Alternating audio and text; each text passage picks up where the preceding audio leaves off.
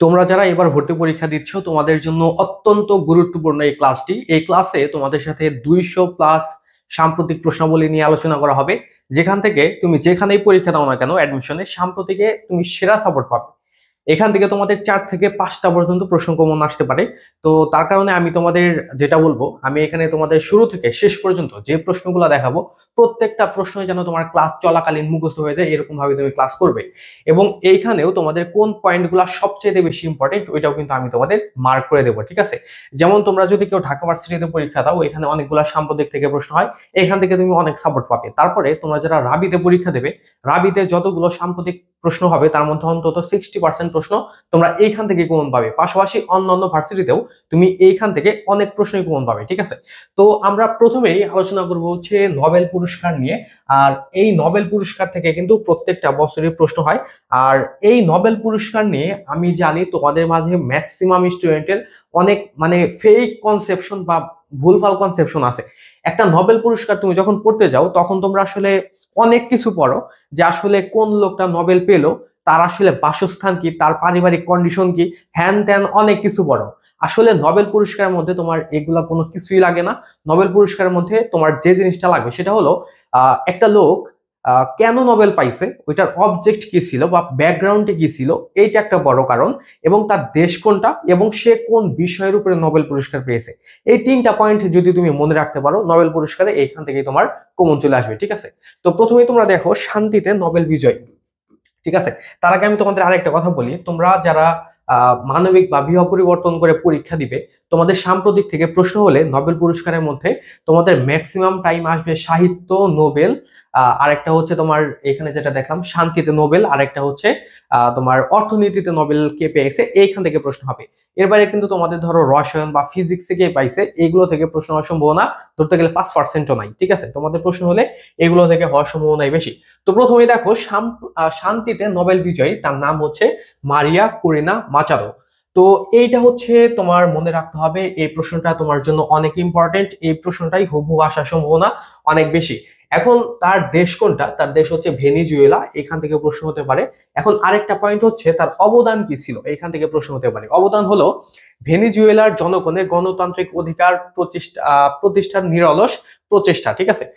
পরে কি আছে এটা তোমার লাগবে না, জাস্ট তুমি এইটুকু মনে রাখতে পারো যে গণতান্ত্রিক অধিকার প্রতিষ্ঠার যে অবদান সেটা ছিল তার এখানে।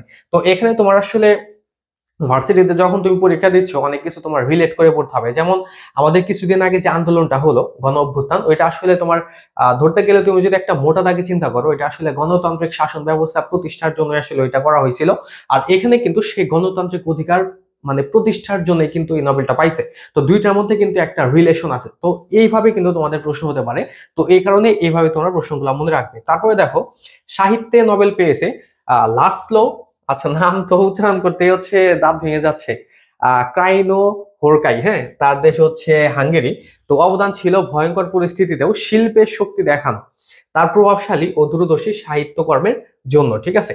জাস্ট এখানে শিল্পের যে একটা অবদান, এখানে তোমাদের প্রশ্ন হতে পারে, এটা একটু মনে রেখো। আর একটা হলো অর্থনীতি, অর্থনীতিতে মোট 3 জন পেয়েছে, তার মধ্যে একজন হচ্ছে জোয়েল মুকির, তারপর হচ্ছে ফিলিপ আগিও, আর একটা হচ্ছে পিটার হাউইটস, ঠিক আছে? তো এখানে যেহেতু ইসরায়েলের নাম আছে তো এখান থেকে প্রশ্ন আশা করি হবে না, ঠিক আছে? তো এটার অবদান ছিল উদ্ভব নির্ভর অর্থনৈতিক প্রবৃত্তির ব্যাখ্যা করার জন্য। তারপরে রসায়নে নোবেল বিজয়ী ছিল ওমর এম ইয়াকি। তো ইনি ছিল মুসলিম এবং 16তম মুসলিম হিসেবে তিনি এই নোবেল পুরস্কার লাভ করে, ঠিক আছে? তো এরপরে দেখো আমরা পরের পেজে যাচ্ছি। এখন আমরা খুবই গুরুত্বপূর্ণ একটা অংশ নিয়ে আলোচনা করবো, সেটা হচ্ছে জুলাই চার্টার বা জুলাই সনদ। তো এইখান থেকে তোমাদের ডেফিনেটলি প্রশ্ন হবে। এখন এই জুলাই সনদ নিয়ে তোমাদের হায়ারার্কিক্যালি অনেক তথ্য আছে, সবগুলো কিন্তু তোমার লাগবে না। যেগুলো লাগবে আমি তোমাদের মার্ক করে দিচ্ছি, ওইগুলো ভালো করে পড়ে নিবা, ঠিক আছে? তো এখানে তোমরা জাস্ট প্রথম থেকে দেখো, এখানে জুলাই সনদ এটার আসলে মানেটা কি, জুলাই সনদ জিনিসটা কি? এটা হচ্ছে রাষ্ট্রের বিভিন্ন ক্ষেত্রে সংস্কার প্রস্তাব এবং বাস্তবায়নের যে ঐক্যমত্যের একটা রাজনৈতিক দলিল, ওইটাই হচ্ছে আসলে জুলাই সনদ হিসেবে আখ্যায়িত, এবং এটা হচ্ছে একটা দলিল, মনে রেখো, ঠিক আছে? আর এটা প্রণয়ন করে কারা, এই প্রশ্নটা তোমার জন্য ইম্পর্টেন্ট, এখান থেকে তোমাদের প্রশ্ন হতে পারে। প্রণয়ন করে জাতীয় ঐক্যমত কমিশন, ঠিক আছে? লিখিত হয় কবে, স্বাক্ষরিত হয় কবে, এগুলো তোমার জন্য অতটা ইম্পর্টেন্ট না। তো এখানে তোমার দেখতে হবে স্থানটা তোমার জন্য ইম্পর্টেন্ট, জাতীয় সংসদ ভবনে এটা পাঠ করা হয়, ঠিক আছে? এটা কিন্তু তোমার জন্য ইম্পর্টেন্ট একটা প্রশ্ন। তারপরে এখানে তোমার আরেকটা দেখতে হবে কতগুলো রাজনৈতিক দল এই সনদে স্বাক্ষর করে। 25টা রাজনৈতিক দল, এটা একটু মনে রেখো। এবং এখানে তোমাদের মোট সংস্কার প্রস্তাব করা হয়েছে 84টা, মনে রেখো। তারপরে সংস্কার মানে এই সনদটা বাস্তবায়ন করার জন্য যে কার্যপদ্ধতি ওইটা ছিল 4টা। তারপরে এই সনদ যে বাস্তবায়ন করবে এটার অঙ্গীকার ছিল 7টা। তো এখানে যতগুলো পয়েন্ট আমি তোমাদের দেখালাম 25, 4, 7, এগুলো একটু ভালো করে মনে রেখো।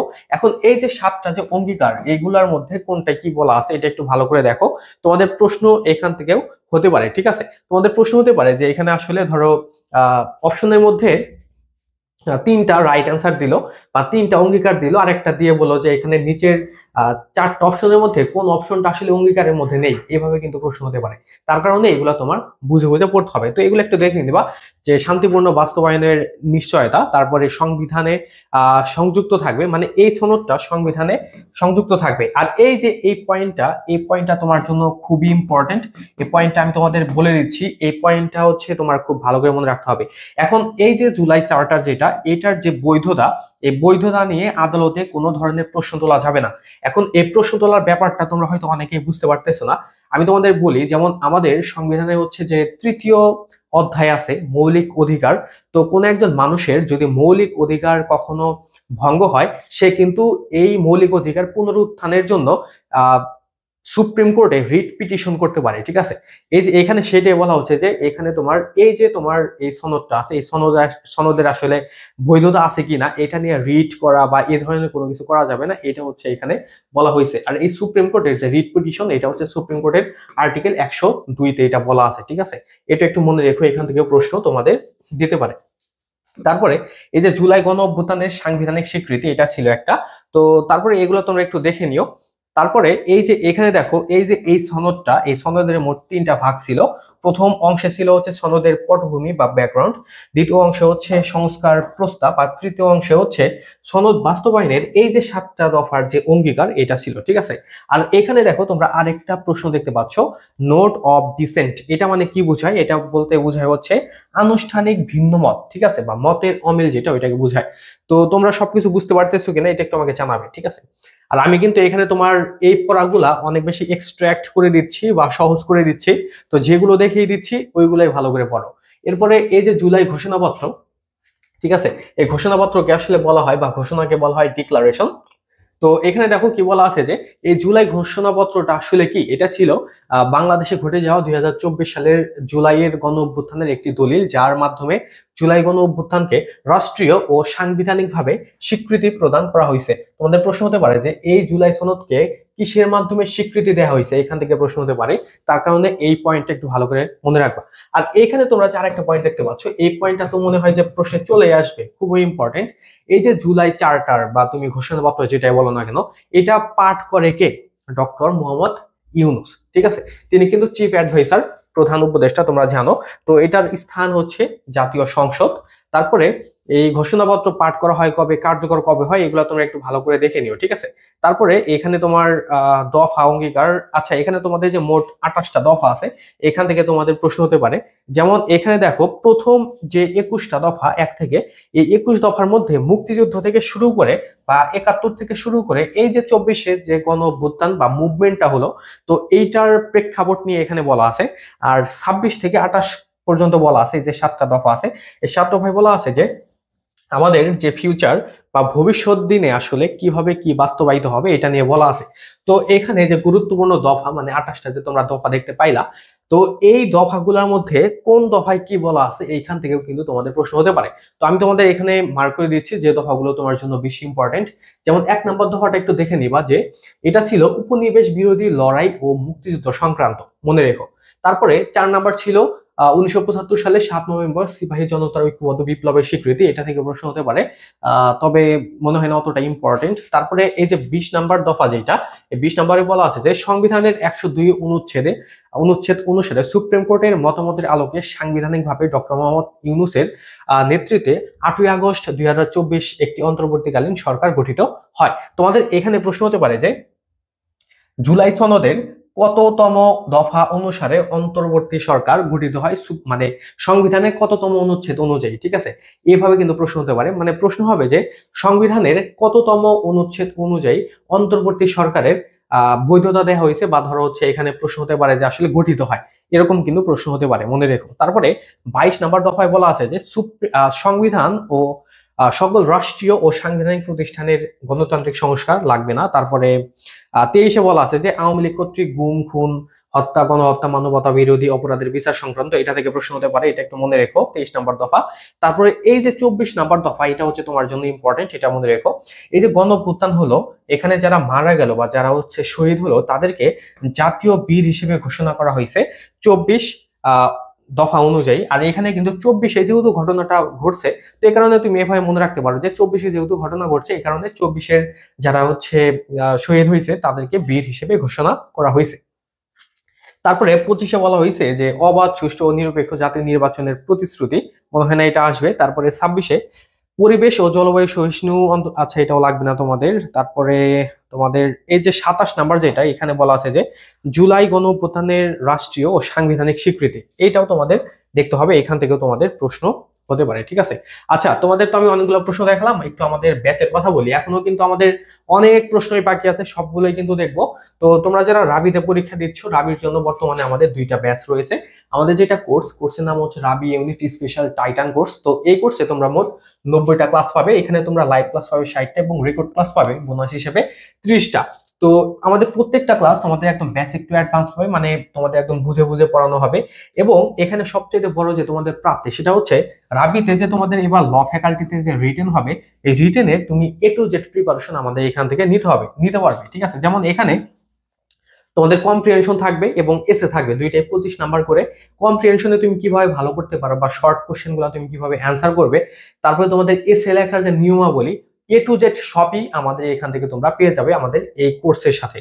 এবং রাবি ইউনিটের অবশ্যই তোমার 100% প্রিপারেশন হয়ে যাবে, স্পেশাল লেকচার শিট পাবে। এবং আমাদের এই ব্যাচের ফি মাত্র 990 টাকা। ভর্তি হতে চাইলে এখানে দেওয়া নাম্বারে তোমরা হোয়াটসঅ্যাপে যোগাযোগ করো, এবং আমাদের প্রত্যেকটা ক্লাস তোমাদের জন্য রেকর্ড থাকবে। এবং তোমরা যারা আমাদের এই কোর্স করবে, তাদের হচ্ছে ডেফিনেটলি জিএসটি প্রিপারেশন হয়ে যাবে। পাশাপাশি তোমরা চবি বি ইউনিটে যারা পরীক্ষা দেবে, তাদের প্রিপারেশন হয়ে যাবে। এবং তোমরা যারা জগন্নাথে পরীক্ষা দিবা, তোমাদেরও এই কোর্স থেকে জাস্ট প্রিপারেশন হয়ে যাবে, ঠিক আছে। তোমরা আসলে অনেকে বুঝো না, মানে সেম টপিকই তো, তাই না? এখানে তুমি ধরো ইংলিশের একটা টপিক পড়তেছো, রাইট ভার্ব, তো এটা থেকে যদি এখানে পরীক্ষার প্রশ্ন হয়, তাহলে কি চবিতে হবে না? হবে তো। আমাদের এখানে প্রত্যেকটা একদম বেসিক থেকে পড়ানো হচ্ছে। তোমাদের এই কোর্স করলে যেমন রাবি স্পেশালি তোমার প্রিপারেশন হয়ে যাবে, পাশাপাশি আমি যে ভার্সিটি গুলোর কথা বললাম সেখানেও তোমার প্রিপারেশন হয়ে যাবে। এরপরে আমাদের রাবির জন্য মডেল টেস্ট আছে, যেখানে তোমরা মোট 20 সেট পরীক্ষা দিতে পারবে, এবং আমাদের প্রত্যেকটা পরীক্ষায় তোমরা অনলাইন থেকে দিতে পারবে, ঠিক আছে। এবং আমাদের ফি মাত্র 300 টাকা। তো এখানে রাবিতে যেরকম একদম 100 নাম্বারের পরীক্ষা হয়, আমাদের ওইভাবে পরীক্ষা হবে। এবং তোমরা পাশাপাশি কয়েকটা শর্ট এক্সামও দিতে পারবে, এবং পরীক্ষাগুলো অনলাইনে হবে। পরীক্ষা শেষে তোমার নাম্বার কত, অন্যদের নাম্বার কত, সবই দেখতে পারবে। এবং আমাদের প্রশ্নপত্রের পিডিএফও পাবে। 20টা পরীক্ষায় তোমরা মোট 1600 প্রশ্ন পাবে। এই 1600 প্রশ্ন থেকেও তোমাদের অনেকগুলো প্রশ্নই কমন থাকবে, ঠিক আছে। এবং তোমরা আমাদের এই মডেল টেস্ট ব্যাচে অন্তত 15টা স্পেশাল শিট পাবে, যেগুলো থেকে তোমার অন্তত 30টা প্রশ্ন কমন থাকবে। আমি এটা তোমাদের একদম শিওরিটি দিয়ে বলছি। এবং আমাদের এই মডেল টেস্ট ব্যাচে তোমরা একটা ইংরেজি রেকর্ড কোর্স ফ্রিতে পাবে, ঠিক আছে। একদম ফ্রিতে রেকর্ড কোর্স পেয়ে যাবে, যেখানে তোমাদের কম্প্রিহেনশন থেকে শুরু করে সবকিছুর ক্লাসে একদম বেসিক থেকে নেওয়া হয়েছে। ভর্তি হতে চাইলে এখানে যে নাম্বার আছে, ওই নাম্বারে তোমরা এখনই হোয়াটসঅ্যাপে যোগাযোগ করো। এখন আমরা দেখব অন্য একটা নতুন পেজ। এখানেও তোমাদের অনেক গুরুত্বপূর্ণ প্রশ্নাবলী দেয়া আছে, যেমন বাংলাদেশের যে বর্তমান ব্যাংক নোট গুলো আছে, বা বাংলাদেশের যে বর্তমানে নোট গুলো আছে, টাকা যেটাকে বলা হয়। তো এই টাকার মধ্যে আমরা জানি যে বিভিন্ন ধরনের জলছাপ বা বিভিন্ন ছবি থাকে। তো কত টাকার মধ্যে মানে কি কি রয়েছে, এগুলা থেকে কিন্তু তোমাদের প্রশ্ন হতে পারে, মানে যেগুলোর মধ্যে আসলে নতুন করে কোনো কিছু ইনক্লুড করা হয়েছে। ধরো আগে 1000 টাকার মধ্যে কোনো একটা ছবি ছিল, যেমন শেখ মুজিবুর রহমানের ছবি ছিল, তো ওইটা চেঞ্জ করে এখন নতুন একটা কিছু দেয়া হয়েছে। তো এইখানে কিন্তু তোমাদের প্রশ্ন হতে পারে যে বর্তমান 1000 টাকার নোটের মধ্যে মানে কিসের, মানে তোমার হচ্ছে প্রতিকৃতি দেয়া আছে, এইভাবে কিন্তু তোমাদের প্রশ্ন হতে পারে, ঠিক আছে। যেমন প্রথমে দেখো 2 টাকা নোটের মধ্যে কি আছে। নোটের সামনে আছে শহীদ বুদ্ধিজীবী স্মৃতিসৌধ, এবং পেছনে আছে রায়ের বাজার বধ্যভূমি স্মৃতিসৌধ, ঠিক আছে। এখানে তারকা চিহ্ন দেয়া আছে তোমাদের, যেগুলো তারকা দেয়া আছে ওইগুলো তোমার জন্য বেশি ইম্পর্টেন্ট, মনে রেখো, ঠিক আছে। তারপর দেখো 5 টাকার মধ্যে দেয়া আছে তারা মসজিদ প্রথমে। আর শেষে দেয়া আছে হচ্ছে গ্রাফিতি, মানে জুলাই গণ অভ্যুত্থান যেটা হলো এটার পেছনের অংশটা, পেছনের টাকার প্রথম পেছনের অংশে হচ্ছে এই জিনিসটা দেয়া আছে। তো এখান থেকে তোমাদের প্রশ্ন হতে পারে। তারপরে 10 টাকার মধ্যে দেখো এখানে বাইতুল মোকাররম আছে সামনে এবং পেছনে দেয়া আছে হচ্ছে গ্রাফিতি জুলাই গণ অভ্যুত্থানে, ঠিক আছে। এখানেও ছিল, মানে 5, 10 দুইটার পেছনে এটা দেয়া আছে। তারপরে 20 টাকার যে নোট, এখানে প্রথমে আছে কান্দুজির মন্দির। আচ্ছা, এখানে রিড হবে কান্দুজির, দিনাজপুর। কান্দুজির মন্দির কোন জায়গায় অবস্থিত? এখান থেকেও কিন্তু তোমাদের প্রশ্ন হতে পারে। এটা অবস্থিত হচ্ছে দিনাজপুরে। আর পেছনে দেওয়া আছে হচ্ছে পাহাড়পুর বৌদ্ধবিহার, যেটা নওগাঁয় অবস্থিত। এখান থেকেও কিন্তু তোমাদের প্রশ্ন হতে পারে, মানে এই বৌদ্ধবিহার, পাহাড়পুর বৌদ্ধবিহার কোন জায়গায় অবস্থিত, এভাবে কিন্তু প্রশ্ন হতে পারে। তারপরে 50 টাকার নোটের মধ্যে দেয়া আছে যেমন তোমার আহসান মসজিদ সামনে, আর পিছনে দেয়া আছে হচ্ছে সংগ্রাম চিত্রকর্ম। আচ্ছা, একটা কথা বলি, তোমরা যারা রাবিতে পরীক্ষা দিচ্ছ না, তোমাদের কিন্তু একটা জায়গা থেকে প্রশ্ন হয়, সেটা হলো চিত্রকর্ম। তো চিত্রকর্মে যেমন ধরো এস এম সুলতান, কামরুল হাসান, জয়নুল আবেদিন, তারা কোন কোন চিত্রকর্ম লিখেছে, এখান থেকে কিন্তু তোমাদের প্রশ্ন হয়। তো এই যে একটা দেখো সংগ্রাম, এই চিত্রকর্ম কার? জয়নুল আবেদিন, মনে রেখো। তারপরে এই যে 100 টাকা, এখানে প্রথমে দেয়া আছে 60 গম্বুজ মসজিদ, যেটা বাগেরহাটে অবস্থিত। আর পেছনে দেয়া আছে সুন্দরবন। এই প্রশ্নটা কিন্তু তোমার জন্য ভালোই ইম্পর্টেন্ট। তারপরে 200 টাকার সামনে দেয়া আছে অপরাজেয় বাংলা, যেটা ঢাকা বিশ্ববিদ্যালয়ে অবস্থিত। আর পেছনে দেয়া আছে গ্রাফিতি, মানে 2024-এর যে জুলাই গণ অভ্যুত্থান, ওইটার একটা দেয়া আছে। আর তোমরা যারা ডিউতে পরীক্ষা দেবে, তোমাদের কিন্তু এই জায়গা থেকে প্রশ্ন হতে পারে, যেহেতু অপরাজেয় বাংলা থেকে, মানে অপরাজেয় বাংলার একটা প্রতিকৃতি এখানে দেয়া হয়েছে। তারপরে 500 টাকার মধ্যে দেয়া আছে কেন্দ্রীয় শহীদ মিনার এবং পেছনে দেয়া আছে সুপ্রিম কোর্ট। এইটা থেকেও তোমাদের প্রশ্ন দিতে পারে। তারপরে 1000 টাকা, এখানে জাতীয় স্মৃতিসৌধ সাভারে এবং পেছনে দেয়া আছে জাতীয় সংসদ ভবন। এগুলো থেকে কিন্তু তোমাদের প্রশ্ন হতে পারে, তবে বেশি ইম্পর্টেন্ট হচ্ছে যেগুলা তারকা চিহ্ন দেয়া। এবং এই যে সুপ্রিম কোর্টের যে বিষয়টা, এখান থেকে তোমাদের প্রশ্ন দিতে পারে, ঠিক আছে। যাই হোক, এখন আমরা দেখবো হচ্ছে গুরুত্বপূর্ণ আলোচিত করিডোর ও সীমান্ত। এই করিডোর নিয়ে কিন্তু প্রায়শই বিভিন্ন ধরনের ঝামেলা আন্তর্জাতিক মহলে কিন্তু হয়ে থাকে। তো করিডোরটা তোমার একটু দেখতে হবে, এখান থেকে তোমাদের প্রশ্ন দিতে পারে। তো করিডোরটা আমরা একটু দেখি। যেমন প্রথমে মোরাক অ্যাক্সিস, এটা কোন জায়গায়? এটা হচ্ছে গাজা উপত্যকার খান ইউনিস ও রাফা এর মধ্যবর্তী ভূখণ্ডে। তোমাদের প্রশ্ন হতে পারে যে এই করিডোরটা কোন জায়গায় অবস্থিত, জাস্ট ফিলিস্তিন বা তুমি গাজা উপত্যকা, এই টাইপের প্রশ্ন আসলে তোমরা এখানে দিয়ে দিবা, ঠিক আছে। আর এই তোমার হচ্ছে করিডোরটাই হচ্ছে মূলত পূর্ব ও পশ্চিম গাজাকে দ্বিখণ্ডিত করে, ঠিক আছে। আর এটা হচ্ছে একটা সামরিক করিডোর, এটা একটু মনে রেখো। এবং এটা কৃষি জমির সমন্বয়ে গঠিত, এটুকু একটু মনে রেখো। তারপরে ফিলাডেলফি করিডোর, এটা গাজা ও মিশরের সীমান্তে অবস্থিত কৌশলগত অঞ্চল, এটা মনে রেখো, গাজা মিশর। তারপরে নেথ জারিম করিডোর, এটা ইসরায়েল কর্তৃক উত্তর ও দক্ষিণ গাজাকে বিভক্তকারী করিডোর। তারপরে হচ্ছে ইয়েলো লাইন, হ্যাঁ, তো এটা হচ্ছে গাজায় ইসরায়েলি সেনাবাহিনী কর্তৃক নির্ধারিত রাফার জোন সীমানা, বাফার জোন সীমানা। আচ্ছা, বাফার। আচ্ছা, তোমাদের আমি একটা প্রশ্ন করি, বাফার স্টেট মানে কি? যারা জানো একটু কমেন্টে বলো তো, হোয়াট ইজ বাফার স্টেট? এটার মানে দেখি তোমরা জানো নাকি। তারপরে রাফাহ সীমান্ত, এটা হচ্ছে মিশরের সিনাই উপদ্বীপ ও গাজার সীমান্তের পথের মধ্যে। তারপরে হচ্ছে এভারেস্ট সীমান্ত, এটা হচ্ছে ইসরায়েল ও গাজার মধ্যে অবস্থিত। তারপরে কারেম আবু সালেম, এটা মিশর ও ইসরায়েলের মধ্যকার সীমান্ত। এবং সর্বশেষ হচ্ছে গাজা যুদ্ধবন্ধে নেদারল্যান্ডের হওয়া আন্দোলনের নাম কি ছিল? Red line. এই প্রশ্নটা একটু মনে রেখো, এখান থেকে তোমাদের প্রশ্ন দিতে পারে। তো এরপরে দেখো ফুটবল বিশ্বকাপ 2026, এখান থেকে কিন্তু তোমাদের প্রশ্ন হতে পারে। আর এই যে বিশ্বকাপ নিয়ে তোমাদের যে প্রশ্নাবলী, এখানে কিন্তু তোমাদের এক ক্যাটাগরির টেকনিক্যাল প্রশ্ন হয়। কিরকম? ধরো এখন চলবে হচ্ছে সামনের বছর 2026-এর বিশ্বকাপ। তো অনেক সময় প্রশ্ন হয় যে 2026-এর পরবর্তী, মানে 2030 সালে যে বিশ্বকাপটা হবে, এটা কোন দেশে হবে, এরকম প্রশ্ন কিন্তু হয়। মানে তোমরা পড়ে গেছো এটা, দিয়ে দিছো ওইটা। তো আমরা আজকে 26ও দেখবো, 30 নিয়েও আমরা কিছু তথ্য দেখবো। তো দুইটাই তোমরা একটু ভালো করে দেখবা। তো আমরা এখন প্রথমে দেখবো হচ্ছে আমাদের যে এখানে তোমরা, আচ্ছা একটু ওয়েট করো, এখানে তোমরা যে 2026-এ যেটা দেখতে পাচ্ছ, তো এইখানে তোমাদের যে জিনিসগুলো দেখতে হবে, এটা হচ্ছে কততম আসর, এটা একটু ভালো করে দেখবা। 23তম আসর। এবং এটার মোটো বা স্লোগান কি ছিল, এখান থেকে প্রশ্ন হতে পারে। We are 26। তারপর এটা সময়কাল, সময়কালটা হচ্ছে 11 জুন থেকে 19 জুলাই। আর এটার আয়োজক দেশ হচ্ছে 3টা। প্রশ্ন হতে পারে যে 26-এর ফুটবল বিশ্বকাপের আয়োজক দেশ কয়টা? এটা হচ্ছে কানাডা, মেক্সিকো আর একটা যুক্তরাষ্ট্র। তারপরে অংশগ্রহণ করবে কতজন? কতটা দেশ? 48টা দেশ। এবং মোট ম্যাচ হবে 104টা, মোট ভেন্যু হচ্ছে 16টা। ভেন্যু মানে কত জায়গায় খেলা হবে আর কি, কতগুলো স্টেডিয়াম এরকম। তো এখানে আরো কিছু তথ্য আছে, যেমন প্রথম ম্যাচ খেলা হবে হচ্ছে মেক্সিকোতে, আর যে স্টেডিয়ামে খেলা হবে সেটার নাম হচ্ছে স্তাদিও আস্তেকা। হ্যাঁ, তারপরে ফাইনাল ম্যাচ হবে কোন জায়গায়, এখান থেকে তোমাদের প্রশ্ন হতে পারে।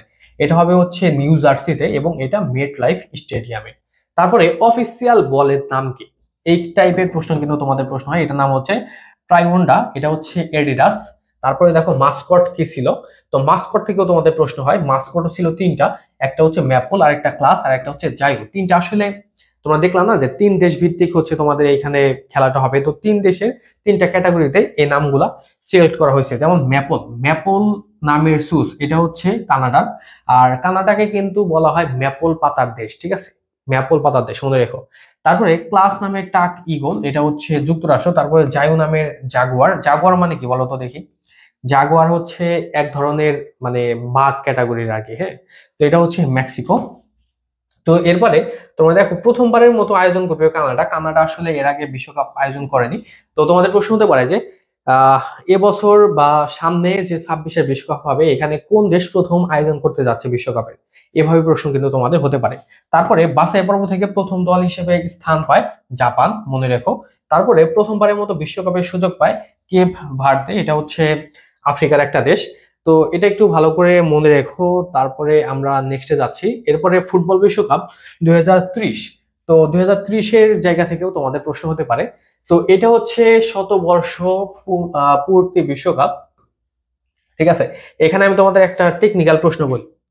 প্রশ্নটা হলো, তোমাদের প্রশ্ন হতে পারে যে কত সালে শতবর্ষ মানে পূর্তি উপলক্ষে বিশ্বকাপ অনুষ্ঠিত হতে যাচ্ছে, কত সালে, এখান থেকে প্রশ্ন হতে পারে। তারপর হতে পারে যে তোমার আয়োজক দেশ কারা থাকবে, এভাবে কিন্তু প্রশ্ন হতে পারে। মানে 1930-এ প্রথম হয়, তো এখন হচ্ছে 2030-এ 100 বছর উপলক্ষে হবে। তো এটা হচ্ছে 24তম আসর হিসেবে বিশ্বকাপটা হবে এবং এটার সময়কাল হচ্ছে 8 জুন থেকে 21 জুলাই। এটা 2030-এ হবে এবং এটার ভেন্যু হচ্ছে 19টা। আর এটার মূল আয়োজক হবে মরক্কো, পর্তুগাল, স্পেন। আর শতবর্ষী ম্যাচের আয়োজক থাকবে হচ্ছে আর্জেন্টিনা, প্যারাগুয়ে ও উরুগুয়ে। হ্যাঁ, তো প্রথমবারের মতো 3টি মহাদেশে এবং 6টি দেশে বিশ্বকাপ অনুষ্ঠিত হবে। তোমাদের এখানে এইভাবে প্রশ্ন হতে পারে যে এই যে বিশ্বকাপটা হবে, এই বিশ্বকাপটা কতগুলা মহাদেশের মধ্যে অনুষ্ঠিত হবে, 3টা মহাদেশ মনে রেখো, আর 6টা দেশ। এবং এখানে দেখো কোন কোন মহাদেশ আছে, যেমন হচ্ছে আফ্রিকার হচ্ছে মরক্কো, ইউরোপের হচ্ছে পর্তুগাল ও স্পেন। তারপরে দক্ষিণ আমেরিকার আছে হচ্ছে প্যারাগুয়ে, উরুগুয়ে ও আর্জেন্টিনা। ঠিক আছে, এটা একটু ভালো করে মনে রেখো। তো এরপর এটা হচ্ছে 1930 সালে প্রথম বিশ্বকাপ হয়েছিল উরুগুয়েতে, আর চ্যাম্পিয়নও হয় হচ্ছে উরুগুয়ে। তো এইটার আসলে ইংলিশে যদি তুমি এটার প্রোনাউন্সিয়েশন করো তাহলে হচ্ছে এটার উরুগুয়ে হচ্ছে প্রোনাউন্সিয়েশন এরকম মোস্ট প্রবাবলি আসে। যাই হোক, এখন আমরা দেখবো আরো গুরুত্বপূর্ণ কিছু প্রশ্নাবলী। এখন আমাদের অনেক প্রশ্নই আছে, সবগুলোই তোমাদের দেখতে হবে। বাংলাদেশে 2025 সালের বর্ষপণ্য কোনটা ছিল, এখান থেকে প্রশ্ন হতে পারে। এটা ছিল হচ্ছে আসবাবপত্র। আর বর্ষপণ্যকে বলা হয় প্রোডাক্ট অফ দা ইয়ার। বাংলাদেশের প্রথম কার্বন নিরপেক্ষ শিশুর নাম কি? আয়ান খান রুহাব, সাতক্ষীরা। তারপরে বর্তমানে দেশে অত্যাবশ্যকীয় ওষুধ কতগুলা? 285টা। তারপর দেখো, সম্প্রতি বাংলাদেশ থেকে সেনা সদস্য নেয়ার ঘোষণা দেয় কোন দেশ? কাতার।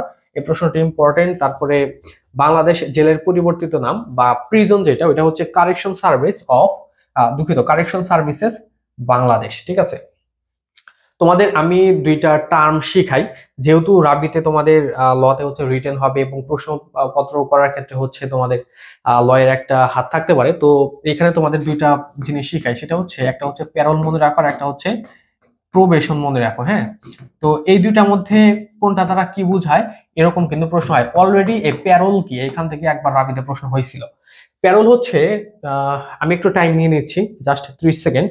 প্যারোল মানে হচ্ছে, তোমরা অনেক সময় দেখো না যে কোন একজন মানুষ, নিউজে দেখো বা সামনে থেকেও কেউ দেখতে পারো, যে কোনো একজন নেতা সে কিছুক্ষণের জন্য তার নিজের বাড়িতে আসতে পেরেছে, কারণ হলো তার পরিবারের কোনো একজন সদস্য মারা গেছে।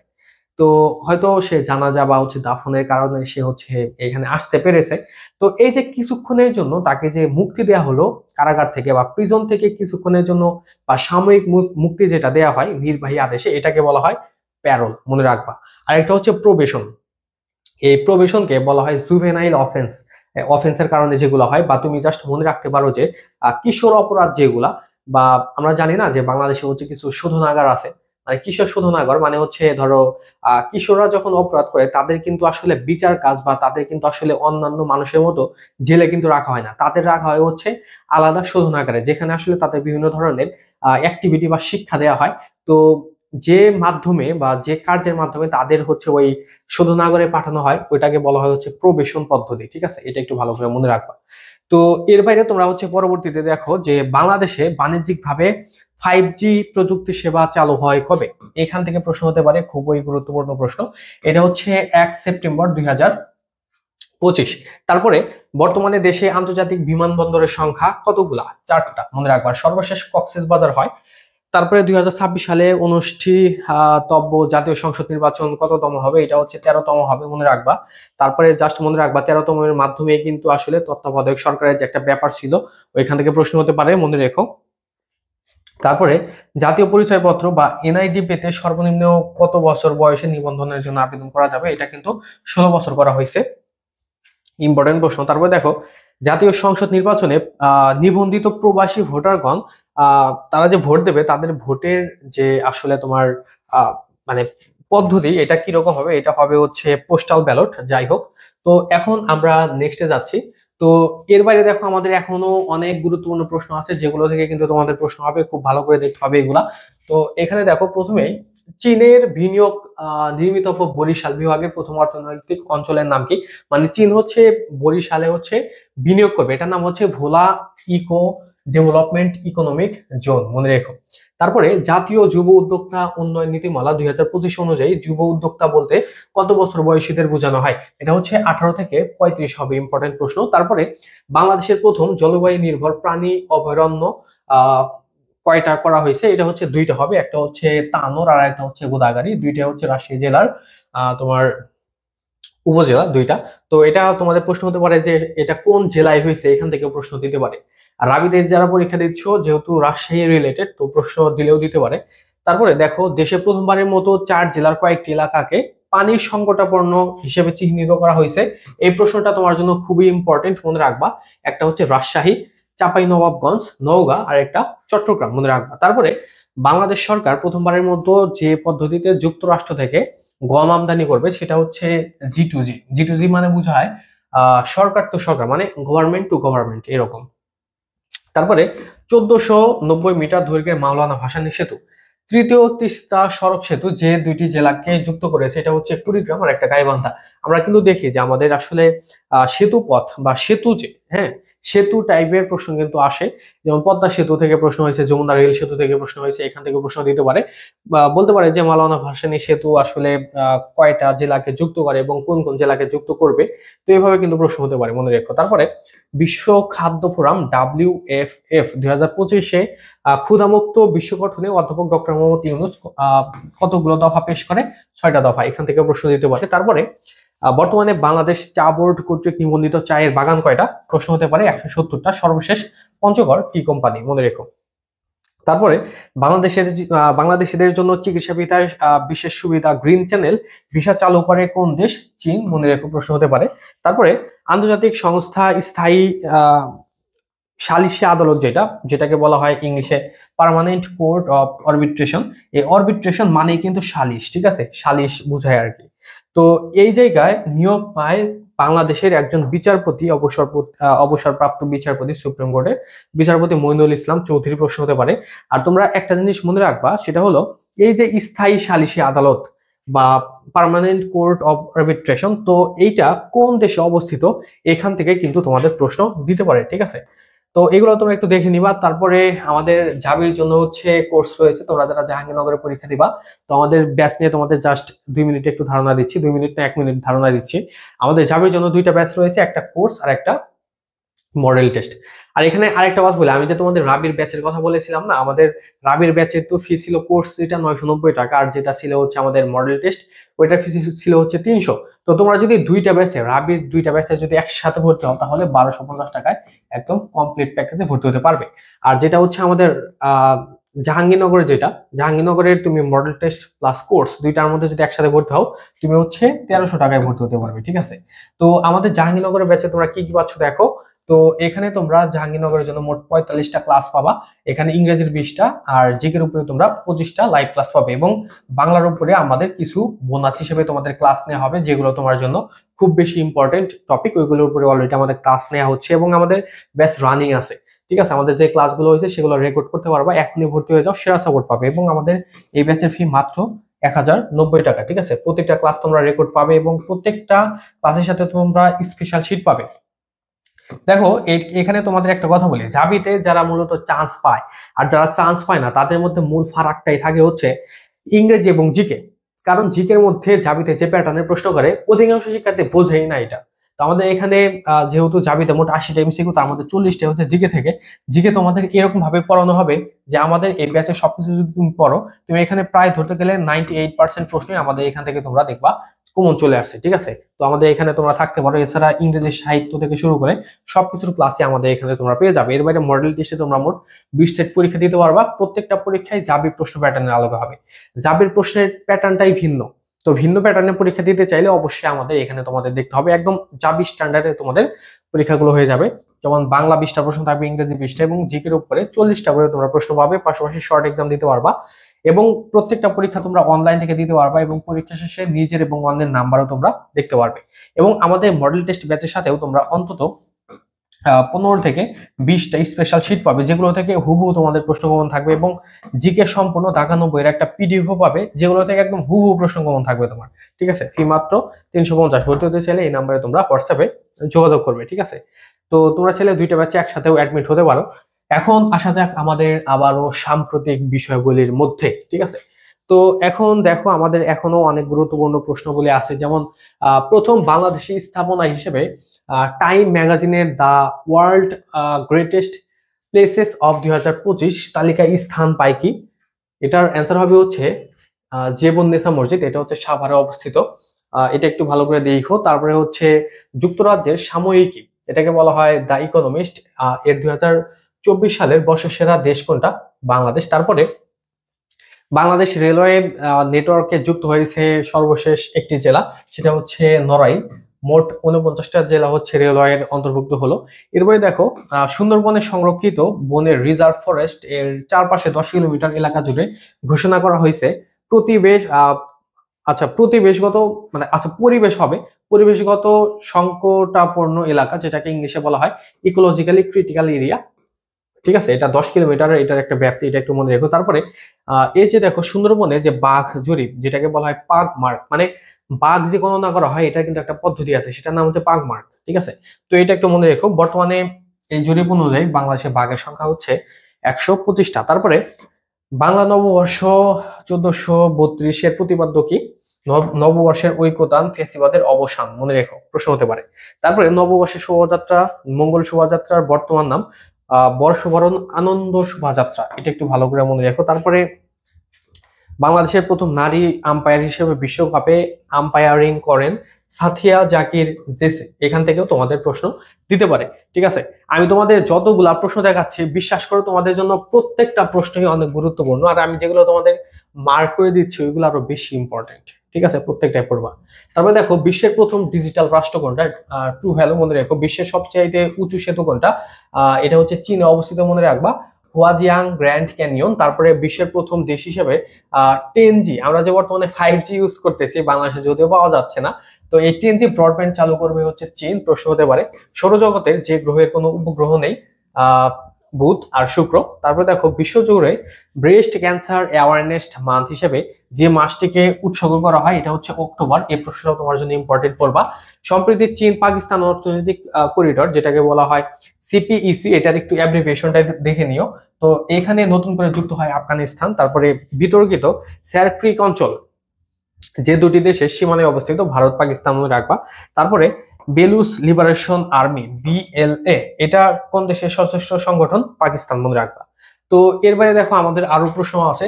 তো এখানে দেখো আমাদের হচ্ছে মাদাগাস্কারের প্রেসিডেন্ট। আচ্ছা, এটা তোমাদের লাগবে না, থাক, এটা বাদ দাও। তারপরে হচ্ছে আচ্ছা, এটা তোমরা একটু দেখে নিও, যেহেতু এখানে হচ্ছে জেনজেটের কথা বলা হচ্ছে, একটু দেখে নিও তোমরা। তারপরে দেখো ভারত সরকার বাংলা ভাষাকে স্বীকৃতি দেয় আদি ও ধ্রুপদী ভাষা হিসেবে, দেখে নিতে পারো। তারপরে বেন গুরিয়ান বিমানবন্দর কোন দেশে অবস্থিত, লাগবে না, ঠিক আছে। তারপর দেখো পার্পল ও ব্লু কার্ড সম্পর্কিত কোন খেলার সাথে, অ্যান্সার হচ্ছে ফুটবল খেলার সাথে। তো এই ধরনের শব্দার্থগুলা কিন্তু রাবিতে খুব বেশি ইম্পর্টেন্ট। রাবিতে নর্মালি খেলাধুলা থেকে প্রশ্ন হলে খেলাধুলা সংক্রান্ত যে বিভিন্ন শব্দাবলীগুলো আছে এখান থেকে কিন্তু প্রশ্ন দেয়। তার কারণে রাবিতে তোমরা হচ্ছে এগুলো একটু ভালো করে দেখবা, ঠিক আছে। আর তোমরা যারা হচ্ছে তোমাদের প্রস্তুতিটাকে অনেক বেশি গুছিয়ে নিতে যাচ্ছ, রাবিতে পরীক্ষা দিবা, তোমরা চাইলে আমাদের রাবির যে টাইটান ব্যাচ ওইটা দেখতে পারো, চাইলে মডেল টেস্ট দেখতে পারো। সবচাইতে ইফেক্টিভ হবে যদি আমাদের দুইটা ব্যাচে তুমি অ্যাডমিট হয়ে যাও, সেরা সাপোর্ট পাবে রাবির জন্য। আমি যেভাবে রাবিতে আইনে পড়তেছি তুমি যেন পড়তে পারো, এরকম কিন্তু একটা ফিডব্যাক মাথায় রেখেই কিন্তু আমাদের এখানে কোর্স পরিচালিত হবে।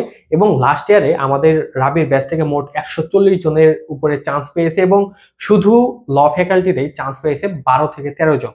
এবং জাহাঙ্গীরনগরে আমি যেভাবে 14তম হয়েছিলাম, ইংলিশে 10ম হয়েছিলাম, তো আমার যে অভিজ্ঞতা, আমার অভিজ্ঞতার আলোকেই কিন্তু তোমাদের এখানে পড়ানো হবে, এবং সবকিছু কিন্তু আমি আসলে নিয়ন্ত্রণ করব।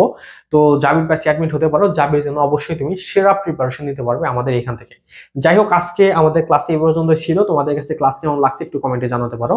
সবাই ভালো থাকো, বাই।